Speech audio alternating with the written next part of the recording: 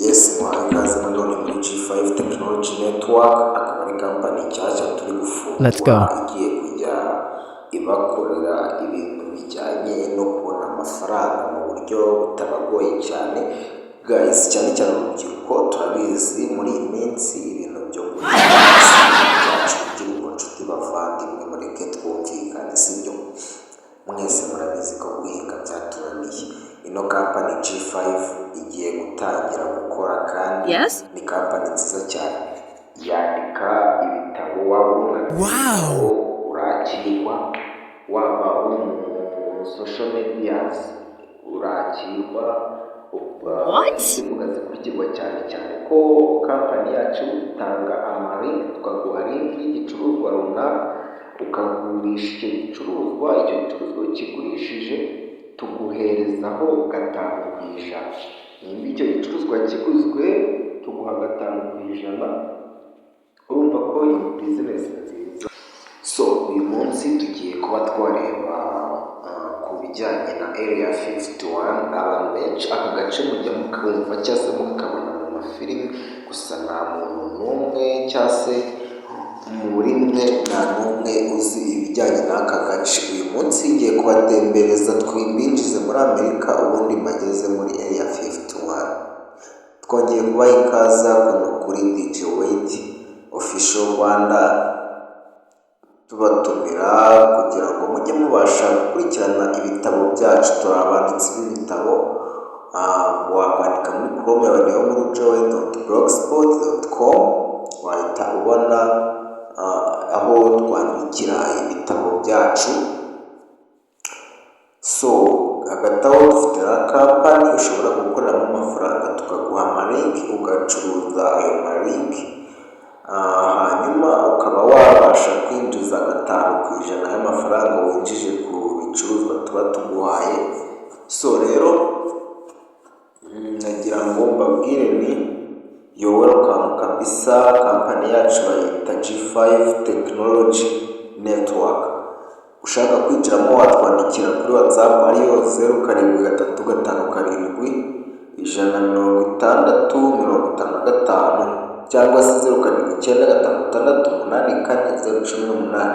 Muraza kureba muri description, ndaza kubashyiramo nimero yacu ya WhatsApp. So rero tugiye kwikomereza n'agace kacu ka Area 51. Turatangira aho bise mu butayu bwa Nevada muri Leta Zunze Ubumwe za Amerika. Hari ahantu hatemerewe kugerwamo n'umuntu uwo ari we wese. Bazunu banjye ndagira ngo mbabwire ni aha tugeze muri Area 51. Aka ni agace katagerwamo n'umuntu uwo ari we wese, ahantu hafite izina rimwe ritera ubwoba abantu abo ari bo bose ku isi, ariryo Area 51. Ni ahantu h'igisirikare hafunze cyane ku isi. Ni amafone na kamera bishobora kugera aho hantu, kuko aho hantu harabujijwe cyane completely. Namwe murabizi, abenshi abareba amafilime n'iki murabizi Area 51 ni agace gatangaje cyane kaberamo ibintu bitangaje. Abenshi bemera ko ariho hahishwe ibikoresho by'indege zidasanzwe, abandi bakavuga ko ariho habikwa ibinyabuzima byaturutse mu isanzure. Se koko hari ibinyabuzima bituruka mu isanzure biri ku isi yacu? Wowe urabyumva ute?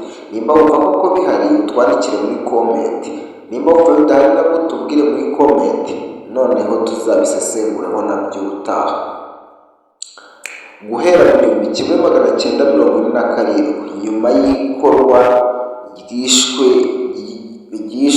Roswell incident, ibihuha byatangiye kuvuga ko indege y'abanyamahanga UFO yahaguye.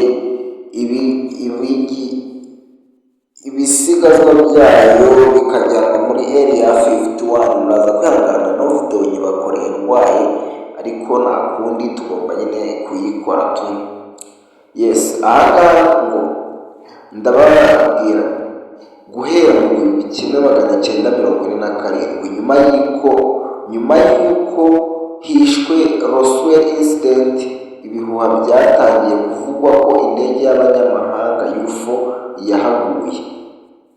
Ibisigazwa byayo bikajyanwa Area 51. Ese ibi byarabayeho?